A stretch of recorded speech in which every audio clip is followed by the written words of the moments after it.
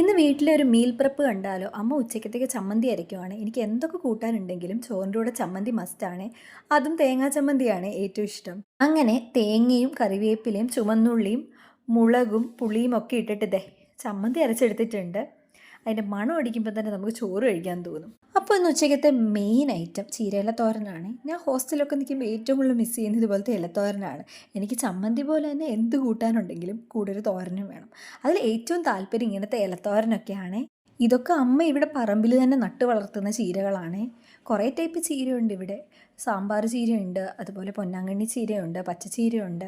പിന്നെ ഞങ്ങൾ വേറെ കുറേ ഇലക്കറികളൊക്കെ ഉണ്ടാക്കാറുണ്ട്. നമ്മളിവിടെ തേങ്ങയൊക്കെ അരച്ച് ചേർത്തിട്ടാണ് തോരൻ ഉണ്ടാക്കുന്നത്. പക്ഷേ ചില സ്ഥലങ്ങളിലൊക്കെ ഞാൻ ശ്രദ്ധിച്ചിട്ടുണ്ട് ആൾക്കാരിങ്ങനെ തേങ്ങയൊന്നും തോരൻ്റെ അകത്ത് ഇടാറില്ല. നാട്ടിൽ എങ്ങനെയാണ് തോരൻ വെക്കുന്നതെന്ന് കമൻറ്റ് ചെയ്യണേ. അങ്ങനെ കുറച്ച് നേരം നമുക്കിത് അരപ്പൊക്കെ ഇട്ടിട്ട് അടച്ചു വെച്ചൊന്ന് വേവിക്കാം. അങ്ങനെ തോരനും റെഡിയായി. അങ്ങനെ നമ്മുടെ ചോറ് ഓൾറെഡി അമ്മ കുക്ക് ചെയ്ത് വെച്ചിട്ടുണ്ട്.